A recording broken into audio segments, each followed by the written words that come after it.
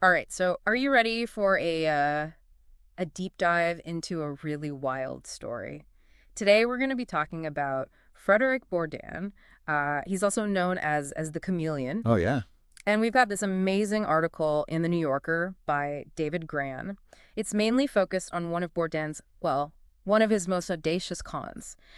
He impersonated a missing teenager, Nicholas Barclay from Texas. Oh, wow. So whether you're just curious about the case or you're, brushing up for a meeting or I don't know what you're doing, maybe you're learning about this for the first time, but either way, just buckle up. This Yeah. is going to be one you won't forget. This is a fascinating case. And the thing that really gets me is that, this wasn't just a one-time thing.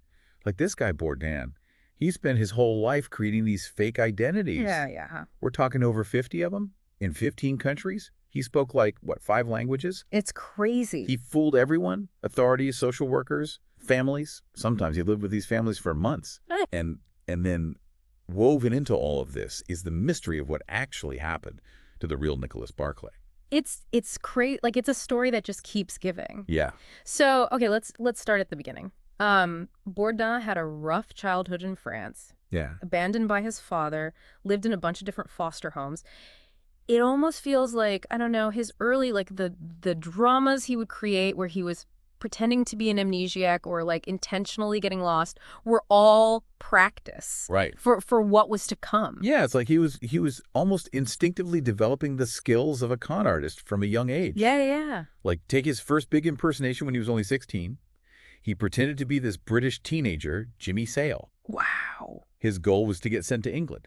He thought that England would be a more beautiful life, I think is how he put it. That's a really powerful detail. I feel like it reveals one of his core motivations. It's like this yearning for connection, for belonging, but he achieves it through deception. That's it. That's it exactly. And you see that pattern repeat over and over, even as his cons get more and more elaborate. Right. So how did he actually pull off these impersonations? Bourdain had a technique, he called it. Yeah, he did. But it wasn't just, like making up a name. He would literally craft this whole persona. Yeah. Complete with a backstory, an emotional hook. He'd even change his appearance. Oh, yeah. He would shave his head. He would remove body hair. He'd change his clothing. Yeah. He even planted false leads to throw the authorities off his trail. It's wild. Like, wow, that takes a certain level of intelligence. Yeah. And this incredible awareness of how to manipulate systems. Right.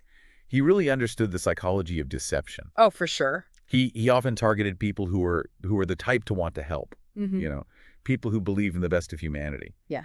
And especially when it came to kids. Yeah. Vulnerable children. Exactly. And, it's chilling.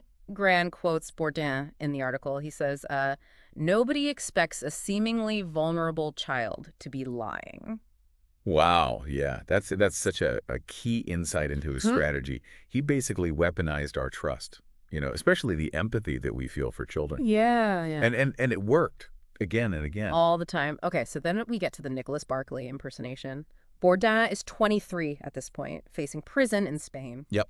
Desperate, right? Yeah. He comes across Nicholas's missing person flyer. Nicholas has been missing from Texas for 3 years at this point. He's 16 years old. Right. And Bourdain, he comes up with this, audacious plan. Like out of nowhere.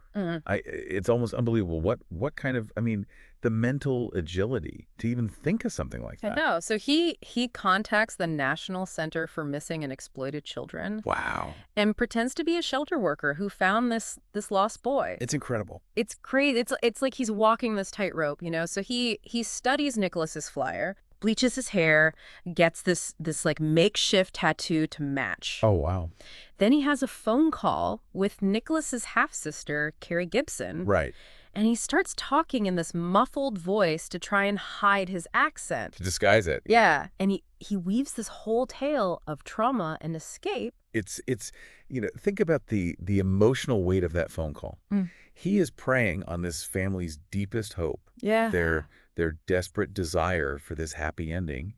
And it works. They arrange this reunion at the airport. Oh my gosh. And it's this intensely emotional event. I bet. But there are some red flags. Yeah. Like he doesn't have a Texas accent. And he calls Carrie by her name, like not sis or anything. Oh, yeah.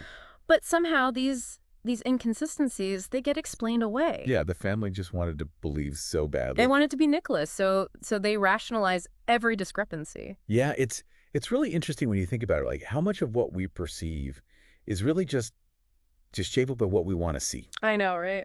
How does hope, how does desperation influence, our ability to see the truth, Yeah. even when it's right there in front of us? It's heartbreaking Mm. because they're so ready to welcome him back into their lives. They fly him to Texas.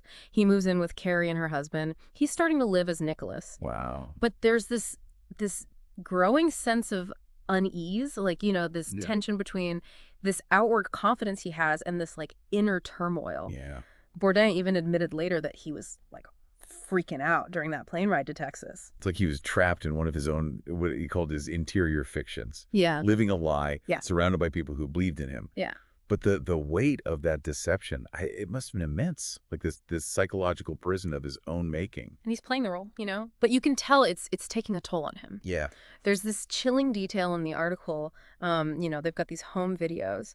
And in the videos, Bourdain's staring intensely at the camera. Oh, wow. And one investigator thought it was really unsettling, this look he had. It's like he knows the facade he's created, Uh-huh. and he's almost daring you to see through it. Yeah.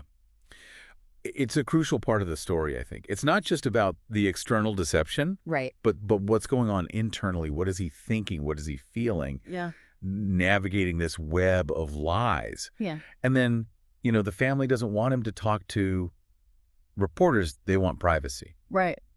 So it adds another layer of complexity to this. Yeah, and it's like, them wanting to protect him Yeah. and to shield him from all this scrutiny. Right. It almost allows the charade to continue. Yeah, yeah. But then this new character enters the story, Charlie Parker. Okay. He's a private investigator. He was hired by Hard Copy to look into the kidnapping. Okay. And he is immediately suspicious. Really? Oh, yeah. It's the accent, the eyes, the ears. His gut is telling him this is not Nicholas Barclay. Wow. So he represents this like shift in the narrative, right? Yes. He's the outsider. Yeah. Totally. He's not, caught up in the emotional stuff. Yeah. His skepticism is like a tiny crack in Bourdain's facade. Yes. And Parker's not going to let it go. He's not going to let it go. He tries to alert the family, the authorities, but no one believes him at first. Wow. Can you imagine that frustration? Like knowing the truth, but no one's buying it. Oh, that must have been, so frustrating. And it creates this incredible tension in the story because the truth is out there. Yeah. But it's being suppressed, not just by Bourdain's manipulations, but by the family's desire to believe, by the authorities just accepting it. Right. It's like everyone is a part of keeping this deception going, even if they don't mean to be. Yeah. Oh, that's interesting. It's like almost everyone's complicit in it. Yeah. And then comes this dramatic confrontation. Parker forces Bourdain to admit who he really is. And Bourdain says, "I'm Frédéric Bourdain, and I'm wanted by Interpol." Oh my God. It's like a bomb going off. I know. The truth comes out. And the consequences are about to unfold. It's about to get real. Yeah. It's unbelievable. Really makes you think, doesn't it? About the power of belief. Yeah. How easily we can be fooled by a story, Yeah. even when things don't quite add up. It's true. Bourdain was so good at that, at exploiting that. He really was. And what's even crazier is that he didn't stop there. After he was exposed, after he served time, Yeah. he went back to his old way. Like he couldn't help himself. This need, this compulsion to become someone else, it's like it was just ingrained in him. It's almost like he was addicted to it. Yeah. Addicted to the thrill of the con. Yeah. The challenge of becoming someone new, but it came at a huge cost Oh, yeah. to the people around him, especially the Barclay family. Oh, absolutely. To believe that they finally had their loved one back, only to have that ripped away. I know. It's like a level of trauma that's hard to even imagine. And it wasn't just the initial shock either. Right. When the FBI started investigating Bourdain, it opened up this whole other can of worms. Okay, so it goes from this crazy con to a possible cover-up. Yeah, pretty much. The Yeah. FBI found all these inconsistencies in the family's stories. There were reports of domestic violence in their home. Oh, wow. Even Nicholas's school had contacted Child Protective Services before he disappeared.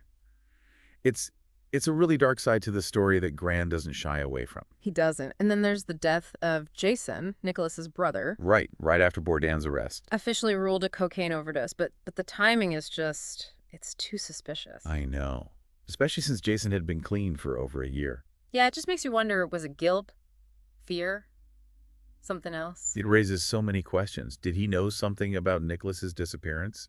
Something that he just couldn't live with. Right. Was it suicide or something more? The article, it leaves it open, Yeah, it does. which makes it even more unsettling. Yeah, it's like Bourdain's deception. It was just the tip of the iceberg. Right. And underneath, there's this much darker, more disturbing truth about the Barclay family. But there's no evidence. Huh. So it's a mystery. Just a lot of unanswered questions. A lot of what ifs. Yeah. It's like we're putting together this puzzle, but some of the pieces are missing. Yeah. Maybe even intentionally removed. Right, and that's what makes this story so compelling. Yeah. You know, it's not just about a con artist and his lies. It's about the impact those lies have. Yeah. How they expose these vulnerabilities, these weaknesses, not just in people, but in society itself. Absolutely. It really makes you question everything you think you know. Yeah. And then there's Bourdain himself. I mean, can someone who's built their entire life on deception, can they ever really change? It's a good question. He says he wants to be a good father to his daughter, Mm-hmm. give her the stability, the love that he never had. But I don't know, a lot of people are skeptical. I mean, yeah. It is. It's the ultimate question of redemption, isn't it? Is he being sincere? Or is this just another role that he's playing? Even after everything that he's done, Yeah. part of you still wants to believe that he can change. It's hard not to, right? But then you remember all the lives he's affected, the pain that he's caused. And that tension, that uncertainty, that's where the power of the story lies, I think. It leaves you with all these questions about human nature, about truth and lies, and whether redemption is even possible. It's a story that really gets under your skin and, it makes you think about the world in a whole new way. Speaking of looking at things in new ways, this case really shows the limitations of old school investigation techniques. Oh, that's a great point. Yeah. You know, for so long, investigators relied on things like eyewitness accounts, polygraph tests. Right. But this case, with all of its deception and lies and changing stories, it just shows how easy those methods are to manipulate. I remember reading about the polygraph test they gave to Beverly Dollarhide. Oh, yeah. Huh. Nicholas's mother. Right. And she failed. Her behavior was erratic.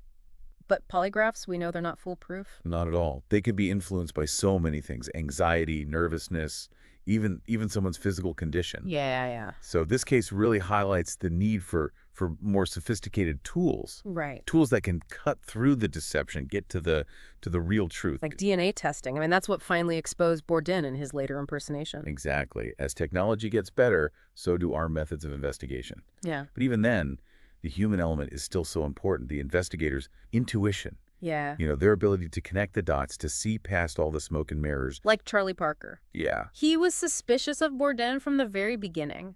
And it was his persistence, his refusal to just accept things at face value that broke the case wide open. He's a great example of how sometimes it takes an outsider, Yeah. someone with a fresh perspective, to see the truth. It's amazing how this case shows how investigation techniques have evolved, the limitations of the old ways, the potential of new technology. But at the end of the day, it still comes down to human judgment. Yeah. To be able to tell what's true and what's a lie, it really makes you think about how easy it is to be misled, how much we rely on, what we see, what we assume. It definitely reminds us that that truth can be hard to find, especially when you've got someone intentionally, messing with the facts. And we've been focusing on Bourdain and his deception. Right. But we haven't really talked about the Barclay family and their possible role in all this. Gran, he kind of hints that there might be more to Nicholas's disappearance than we know. Oh, yeah, definitely. I mean, remember all those inconsistencies that the FBI found? Yeah. The domestic violence, the school calling child protective services? Yeah. It's not a pretty picture. You can't ignore that. No. It's like Bourdain showing up, as weird as it was, it's like it opened up this Pandora's box of secrets in this family. Exactly. His presence, him being a fake, it forced everyone to deal with something that had been hidden for years. Yeah. And then you've got Jason's death. Nicholas' brother. Right after Bourdain is arrested. Officially a cocaine overdose, but I don't know. The timing. It's just so strange, especially because Jason had been clean, like, for over a year. Yeah, it makes you wonder, was it guilt? Was he scared? Was it something else entirely? It's it's hard to say. I mean, did he know something about Nicholas's disappearance that he couldn't live with? Right. Was it suicide? Or was it something more planned? Yeah. The article doesn't really give us a clear answer. It doesn't. And that makes it even more It unsettling. really does. It's like we're trying to put together a puzzle, Hmm. but some of the pieces are just they're just gone. Yeah. And maybe on purpose. Right. That's what makes the story so disturbing. We're left with all these doubts, all these unanswered questions. Did they really believe he was Nicholas? Yeah. Or were they covering something up? What happened to Nicholas? It makes you wonder if we'll ever know the whole story. It's like a wound that never heals. Uh-huh. This mystery just keeps haunting everyone. And I think that's what Grant's trying to get at. Mm. He gives us this amazing story, all these events. Yeah. But he doesn't make it easy. Yeah. He wants us to really think about the uncertainty, the moral gray areas, like what is truth, what is deception. Yeah. He gives us the facts, the evidence. He shows us different sides of the story, Right. but he leaves it up to us, the readers, to come to our own conclusions. And by doing that, he makes us look at ourselves. Yeah. Our own vulnerabilities, our own biases. How willing are we to believe something, even when there's evidence that says the opposite? This has been one wild ride, this deep dive. It has. Cons, family drama, secrets. I mean, it's got it all. But the biggest takeaway for me is that truth, it can be hard to find. It can. And sometimes the most captivating stories are the ones that leave you with more questions than answers. It's true. Yeah. It reminds you to stay curious, Yeah. to question everything. Question what you see, what you hear. Yeah. Be aware that you can be tricked. Oh, absolutely. So if this deep dive has, piqued your interest at all, you should definitely check out the full article by David Grant. It's called The Chameleon, and it's in the New Yorker. It's amazing, this investigative journalism. It's so good. It'll stay with you for a long time.